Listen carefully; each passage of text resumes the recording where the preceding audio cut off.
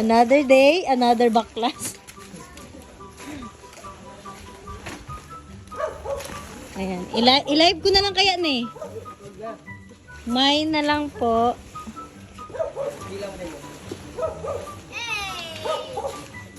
At ayun na nga mga kaigwa, dito ulit tayo sa De La Paz. Kasi nga matitingin na ulit sa sasakyan at saka tatanggal natin yung carrier sa taas. Kailangan kasi natin mabaklas yung carrier sa taas, baka maisama nila. Malulugi na tayo nun kasi 5,000 rin yun. Maliban na lang kung talagang gusto nang bibili. Kung gusto nila isama, di bali 3,000 na lang bigay na lang natin. Kasi nadidepreciate naman yan, syempre nagamit na natin ng 1 taon yan. Bali lilipat ko nga muna yung sasakyan mga kaigwa, doon sa bandang Masalilong para hindi naman mainit yung titingin. Bali taga Manila nga yung titingin mga kaigwa na mag-asawa nakamotor. Park muna nila doon para malamig at hindi mainitan ang mga buyer na titingin.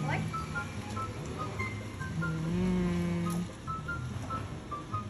So, nakipark ang first one. At ayun, kinuha ko na agad yung tools na dinila namin galing pa sa amin. May tools na rin dyan mga kaigwa kaso hindi lang match dun sa gagamitan sa taas. Kasi sinubukan nga kahapon ni Deo pero ayaw talaga. Pumunta pa kami na Mr. DIY pero wala pa rin available ng mga tools na kailangan namin. Kaya ayun, nadalan lang rin kami para hindi na kami magbalik-balik. Bali, nagliligpit ka nga ako ng mga gamit dyan sa harapan mga kaigwa kasi marami tayong mga papeles dyan at saka ibang gamit. Bali, nakapag-usap na nga kami ni Guada mga kaigwa, abansa lang din pa rin kukunin namin. Okay lang daw sa kanya kahit manual na rin daw. Kasi napag-isip-isip niya kung pupunta siya ng LTO, manual rin pinapadrive sa kanila. Total, marunong naman siya magpremera, kunting push na lang yan, matututo rin siya. Kaya ayun si Allen, pinapunta ko na kaya tita Guada niya, pinadala ko yung basket. Sabi ko wag tumakbo talaga. At syempre, video natin yung siraniko natin dyan, baka kasi magtampo. Bali, tumatawag na nga yung bibili mga kaigwa, malapit na daw sila. Sa Jollibee na daw sila banda mga kaigwa, malapit na talaga yun sa amin. Kaya ito, pinabidyo ko ulit si Allen no, ang likot ng kamay. Mamaya, papakita ko sa yung behind the scene ito. Kasi ando naman si Guada sa unahan mga kaigwa, binibidyo niya rin sa Allen at saka ako. Para kung sakali hindi okay yung kay Allen, mayroon pang copy.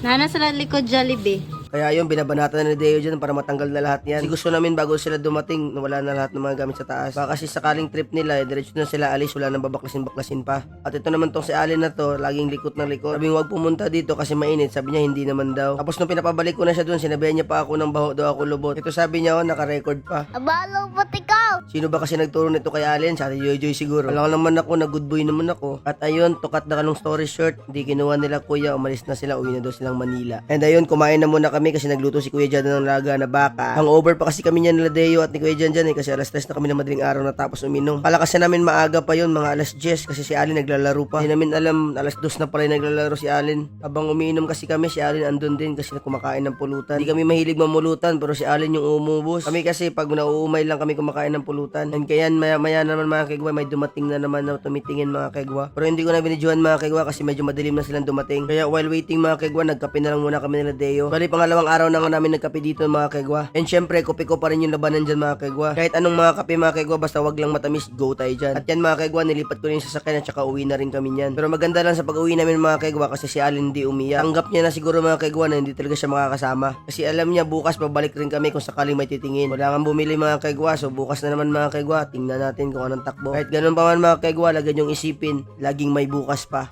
Bye!